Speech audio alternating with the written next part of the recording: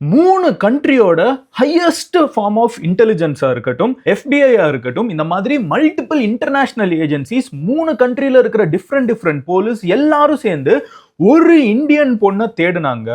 தேட ஆரம்பிச்சு மோர் தென் 6 months ஆயிடுச்சு. இன்னமும் கண்டுபிடிக்க முடியலன்னு சொன்னா உங்களால் நம்ப முடியுமா? இன்னைக்கு வீடியோல நம்ம பேச போறது சுதிக்ஷா அப்படின்னு சொல்லப்படக்கூடிய ஒரு 20 வயசு இந்திய பெண் வந்து காணாம போயிருக்காங்க. அவங்களை தேடுறதுக்கு உலகத்தோட one of the biggest search operations வந்து நடந்துட்டு இருக்குன்னு கூட சொல்லலாம். இன்னமும் சில பேர் தேடிட்டு இருக்காங்க. ஆனா இந்த பொண்ணு எங்க போனாங்க, என்னானாங்க, மாயமா மறைஞ்சிருக்காங்க, என்ன ஆச்சுன்னு யாருக்குமே தெரியாது.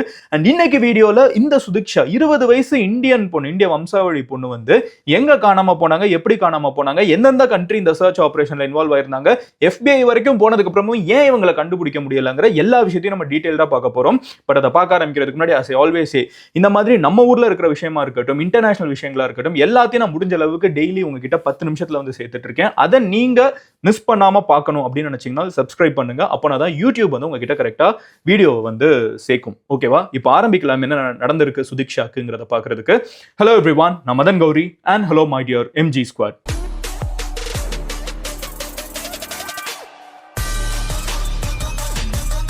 ஃபர்ஸ்ட் விஷயம் என்ன அப்படின்னு பார்த்தீங்கன்னா, யார் இந்த சுதிக்ஷா அப்படின்னா, ஒரு இந்திய வம்சாவளியில வந்திருக்கக்கூடிய அப்பா அம்மாவுக்கு யூஎஸ்ல பிறந்த ஒரு பொண்ணு. ஓகேவா? இவங்களோட அப்பா அம்மா 2 பேருமே இந்தியன்ஸ் தான்.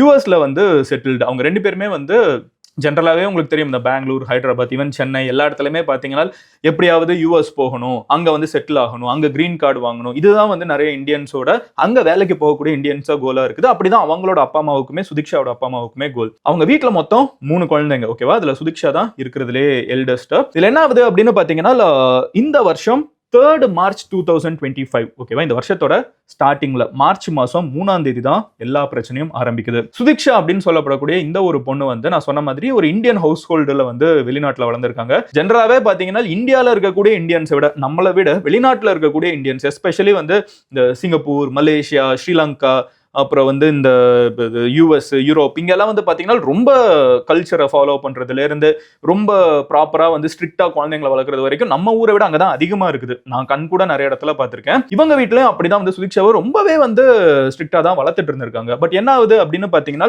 ஒரு 20 வயசு ஆகுறப்போ அவங்க வந்து ப்ரீ மெட் கோர்ஸ் வந்து படிக்க போறாங்க. ஸோ ஒரு டாக்டர் ஆகிறதுக்கான ஸ்டார்டிங் ஸ்டேஜ்னு வச்சுக்கோங்களேன். ஸோ இந்த ஒரு ப்ராசஸ் வந்து அவங்க ஆரம்பிக்கிறப்போ ரொம்ப ஹெக்டிக்கா இருக்க போகுது. டாக்டர்ஸ் USA இருக்கட்டும் சரி, இந்தியாவா இருக்கட்டும் சரி, ரஷ்யாவா இருக்கட்டும், உக்ரைனா இருக்கட்டும், எங்கனாலும் மெடிசன் படிக்கிறது ரொம்ப கஷ்டம். கரெக்டா?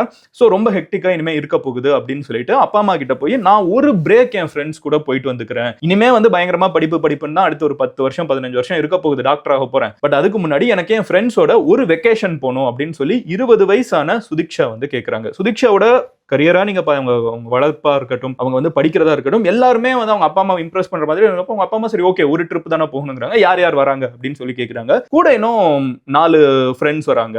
4 பேருமே பொண்ணுங்க. சோ ஒரு இந்தியன் அப்பா அம்மாவோட மென்டாலிட்டியில ஓகே இந்த ட்ரிப் போகட்டும் அப்படிங்கறது வந்து அவங்க வீட்டுல ஒத்துக்கிறாங்க. சோ 5 பொண்ணுங்க. ஓகேவா? சுதிக்ஷாவோட இருக்க மீதி 4 பேருமே வந்து அமெரிக்கால இருக்கக்கூடிய அவங்களோட ஃப்ரெண்ட்ஸ் தான். சோ இந்த 5 பேரும் என்ன பண்றாங்கன்னு பாத்தீங்கன்னா, டொமினிக்கன் ரிப்பப்ளிக் அப்படிங்கிற இந்த ஒரு நாட்டுக்கு வந்து ட்ரிப் போறாங்க 20 வயசுல. அது எதோட கம்பேர் பண்ணலாம்னு பாத்தீங்கன்னா, நம்ம ஊர்ல வந்து இந்த பேங்காக் ட்ரிப் வந்து இந்த இப்போ ஒரு காலத்துல வந்து ஆபீஸ்ல போயிட்டு இருந்தாங்க. இப்ப நிறைய பேர் காலேஜ்லயே வந்து காசு சேர்த்து வச்சுட்டு நான் பேங்காக் போயிட்டு வரேன், கோவா போயிட்டு வரேன் இதெல்லாம் சொல்றாங்கல்ல. அந்த மாதிரி யூஎஸ்ல இந்த டொமினிக்கன் ரிப்பப்ளிக்ங்கிறது அவங்க ஊர்ல இருக்கக்கூடிய ஒரு பார்ட்டி டவுன் மாதிரி வச்சுக்கோங்களேன். ஒரு பீச் சைடு ரிலாக்ஸ்டா அந்த மாதிரி போயிட்டு வரக்கூடிய ஒரு ட்ரிப். ரொம்ப இன்ஸ்டாகிராமபிளா இருக்கும். போட்டோஸ்லாம் அவ்வளவு அழகா எடுக்கலாம். அங்க போகணுங்கிறாங்க. 5 பொண்ணுங்க கிளம்பி போறாங்க. போன இடத்துல மார்ச் 3rd இருக்கட்டும், மார்ச் 4th இருக்கட்டும், 5th இருக்கட்டும், எல்லாமே ஃபன் தான். ஓகே, ஃபர்ஸ்ட் 3 days வந்து செம்மையா ஜாலியா இருக்காங்க. 5 பேர் எங்க போனாலும் ஒன்னாவே சுத்திட்டு இருக்காங்க.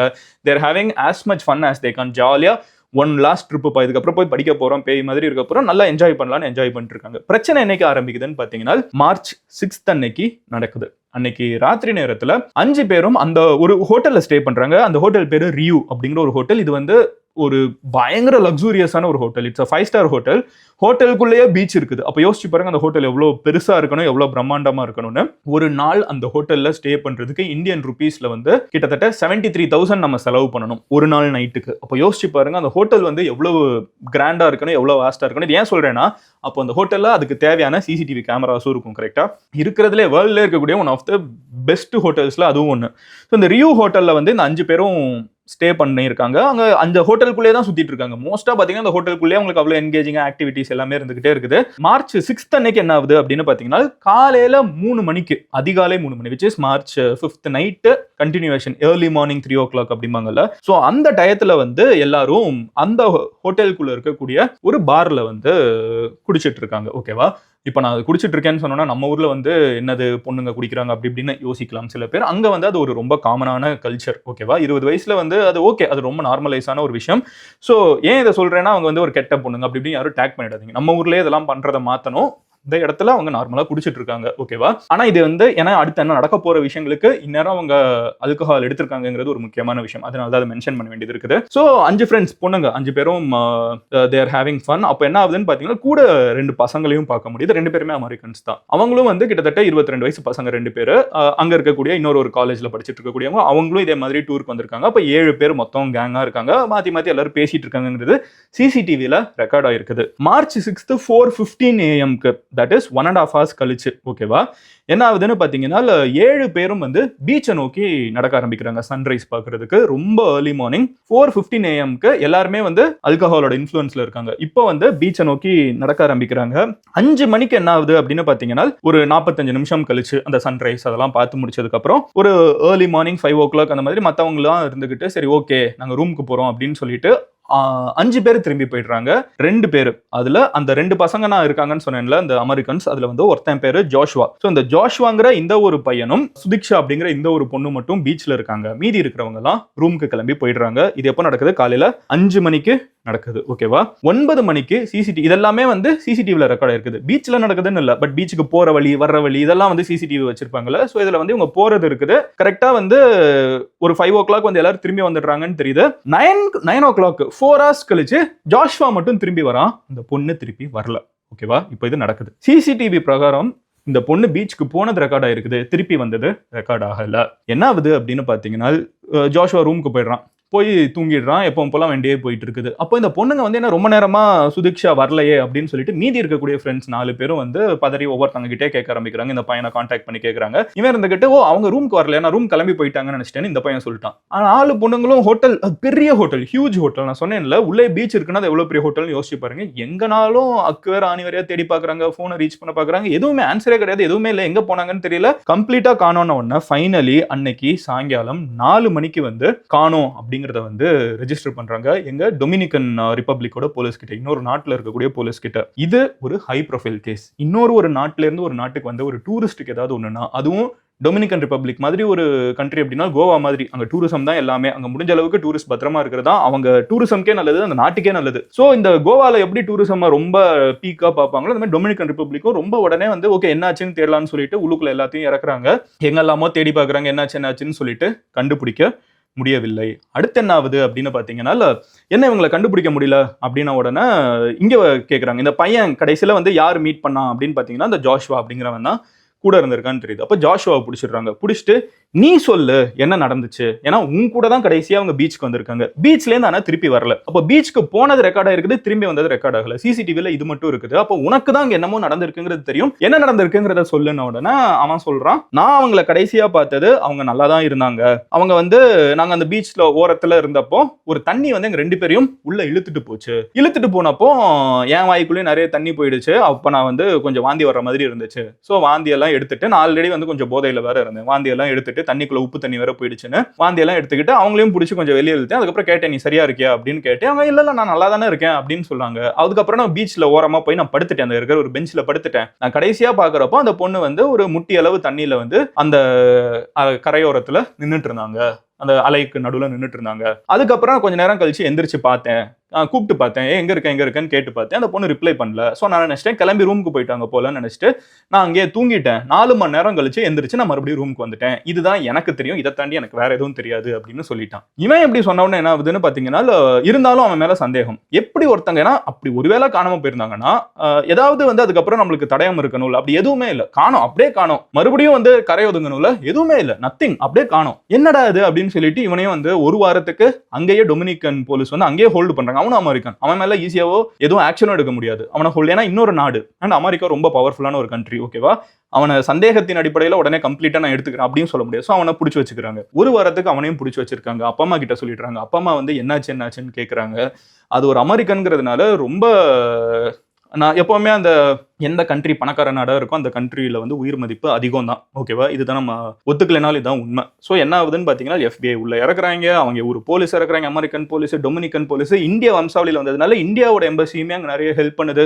3 நாடுகள் வலை வீசி தேடுறாங்க, இன்டர்நேஷனலாக வந்து தேடப்படுறாங்க அப்படின்னு சொல்லிட்டு நோட்டீஸ் போடுறாங்க. எல்லாருமே, எல்லா எக்ஸ்பர்ட்ஸ் எல்லாருமே பிச்சின் பண்ணாங்க. இது நடந்திருக்கலாம், அது நடந்திருக்கலாம், ஸ்டார்டிங்கில் கடத்திட்டாங்களான்னு கேள்வி வருது. என்ன ஆச்சுன்னு யாருக்குமே தெரியல. ஃபைனலாக என்ன ஆகுதுன்னு பார்த்தீங்கன்னா, அவங்க அப்பா அம்மாவே இருந்துக்கிட்டு நீங்கள் கடத்தல தேட மாட்டேங்கிறீங்க, அதையும் தேடுங்க அப்படின்லாம் சொல்றாங்க. பட் நாளாக என்ன ஆகுதுன்னு பாத்தீங்கன்னா சில விஷயங்கள் தெரிய வருது. இந்த இடத்துல அலைகள் வந்து கொஞ்சம் ஸ்ட்ராங்கா இருக்கும் அப்படின்னு ஒண்ணு தெரிய வருது. இதுக்கு முன்னாடி கொஞ்சம் மாசத்துக்கு முன்னாடியே பாத்தீங்கன்னா 4 டூரிஸ்ட் இதே மாதிரி உள்ளுக்குள்ள வந்து அடிச்சுட்டு போயிருக்காங்கிறதுனால ஒருவேளை அவங்க அடித்து செல்லப்பட்டிருக்கலாம்ங்கிற ஒரு தியரி வந்து ரொம்ப ஸ்ட்ராங்கா எல்லாருனாலையும் ப்ரொபோஸ் பண்ணப்படுது. 12 டேஸ் கழிச்சு, 2 வாரம் கழிச்சு அவங்க அப்பா அம்மா வந்து எங்களுக்கு வந்து ஒரு க்ளோஷர் வேணும், எங்களுக்கு ஒரு முடிவு வேணும், என்ன ஆச்சுன்னே தெரியாம, ஏன்னா நல்லா இருக்கிற பொண்ணு டாக்டர் ஆக போறாங்க, நாங்க வளர்த்துருக்கோம், பார்த்து வளர்த்துருக்கோம், திடீர்னு ஒரு நாள் காணோம், என்னாச்சு, ஏதாவது ஒண்ணு நடந்துச்சுன்னு தெரிஞ்சா பரவாயில்ல, என்ன நடந்துச்சுன்னே தெரியாம, ஒரு முடிவே இல்லாம, அது என்ன சொல்றதுனே தெரியாம அப்படியே ஒரு மாதிரி ஓப்பனா விட்டுட்டு போறது இருக்குல்ல, அது எங்களால ஹேண்டில் பண்ண முடியல. அதனால எல்லாரும் சொல்ற மாதிரி அவங்க தண்ணிக்குள்ளேயே போயிட்டாங்கிறத நாங்க ஏத்துக்கிறோம், அதை முடிச்சு விட்டுருங்க இந்த கேஸை, எங்களுக்கு இன்னும் 2 குழந்தைங்க இருக்குது, நாங்க வளர்க்கணும் அப்படிங்கிறாங்க. ஆனா இப்ப டொமினிக்கன் போலீஸ் என்ன சொல்றாங்கன்னா, எங்க நாட்டு சட்டம் அதுக்கு அலோவ் பண்ணல. ஒருத்தங்க அப்படி காணோம்னா அதுக்கு அட்லீஸ்ட் நம்ம 4 வருஷம் வெயிட் பண்ணணும். அதுக்கும் அப்புறம் வந்து அவங்க உடலை பார்த்தா மட்டும்தான் அவங்க வந்து எல்லாம் முடிஞ்சுன்னு சொல்ல முடியும். அப்படி எந்த இதுவுமே இல்லாம நாங்க தேடிட்டே தான் இருப்போம் அப்படின்னு சொல்லிட்டு டொமினிக்கன் போலீஸ் வந்து இப்போ தேடிட்டு இருக்காங்க. அவங்க அப்பா அம்மா வந்து ஏதாவது ஒரு எண்டு கொடுங்கடா அப்படின்னு சொல்லி கேட்டுட்டு இருக்காங்க. 8 மாசம் ஆயிடுச்சு கரெக்டா. March, April, May, June, July, August, September, October, November, 8 months ஆயிடுச்சு. இன்னமும் இந்த பொண்ணை 3 நாட்டோட போலீஸ் தேடிட்டு இருக்காங்க, 3 நாட்டோட இன்டெலிஜென்ஸ் தேடிட்டு இருக்குது. அதுவும் டொமினிக்கன் போலீஸ் வந்து ரொம்ப சீரியஸா தேடிட்டு இருக்காங்க. ஆனா என்னன்னாங்கன்னு யாருக்குமே தெரியல. இதுதான் சுதீக்ஷாவோட கேஸ். எனக்கு இந்த நடந்தப்பமே நிறைய பேர் எனக்கு மெசேஜ் யூஎஸ்ல இருந்து பண்ணி மதன் இதை பத்தி பேசுன்னு சொல்லிட்டு இருந்தாங்க. நான் என்ன நினைச்சேன்னா, கொஞ்ச நாள் இது சரியாயிடும், நம்ம அதோட சேர்த்து பேசலாம், இப்படிதான் கண்டுபிடிச்சாங்கன்னு பார்த்தா 8 மாசம் ஆயிடுச்சு, இன்னமும் என்னன்னாங்கன்னு தெரியல. நிறைய மிஸ்ட்ரி கேசஸ் நம்ம பார்த்திருக்கோம். அப்போ வந்து முடியறப்ப இதான் நடந்துச்சுன்னு சொல்லுவோம். பட் இது என்ன நடந்துச்சுன்னே தெரியாம இருக்கிறது வந்து நம்மளுக்கே எவ்வளவு குடைச்சலா இருக்குது. ஒரு மாதிரி என்னடா ஒரு க்ளோஷரே இல்லாம இருக்குதுன்னு யோசிச்சோம்னா, அவங்க அப்பா அம்மாக்கு எப்படி இருக்கணும்னு யோசிச்சு பாருங்க, அந்த பொண்ணுக்கு என்ன நடந்திருக்கணும்னு யோசிச்சு பாருங்க. கம்ப்ளீட்டா மர்மமா மட்டுமே இருக்குது. இதுதான் யூஎஸ்ல நடந்த இந்த சுதீக்ஷாவோட இந்த வருஷத்தோட அதிகமா பேசப்பட்ட, நீங்க சும்மா யூடியூப்ல தேடினீங்கனாலே அத்தனை கமெண்ட்ஸ், எல்லாம் வெள்ளைக்காரங்க, பிளாக்ஸ், இந்த சைனீஸ்ன்னு சொல்லிட்டு எல்லா நாட்டவரும் வந்து அமெரிக்காவில் இருக்கிறவங்களும் வந்து இந்த பொண்ணை எப்படியாவது காப்பாற்றிடணும்னு அவ்வளோ வேண்டுதலை வச்சுட்டு இருக்காங்க. பட் இன்னமும் கண்டுபிடிக்க முடியாத நிலைமையிலே போயிட்டு இருக்குது. ஒருவேளை நீங்க இதெல்லாம் கேட்டு இதை மாதிரி ஆல்ரெடி ஏதாவது உங்களுக்கு பார்த்து ஏதாவது ஸ்ட்ரைக் ஆச்சுன்னா என்ன நடந்திருக்கலாம்னு நீங்க நினைக்கிறீங்க, அதை கமெண்ட்ல சொல்லுங்க. நாளைக்கு இன்னொரு வீடியோவில் பார்க்குறேன். வேற ஏதாவது டாபிக் நான் இந்த மாதிரி பேசணும்னு நினைச்சேனாலும் அதை சொல்லுங்க. அட் த சேம் டைம் இதை பார்த்துட்டு இருக்கிற நிறைய யங்ஸ்டர்ஸ்க்கு எல்லா ஃபன்னும் தேவை, பட் கொஞ்சம் பத்திரமா இருந்துக்கோங்க. அது என்னோட தாழ்மையான request. I'll see you. Love you all. Take care. Bye. Cheers and cheese.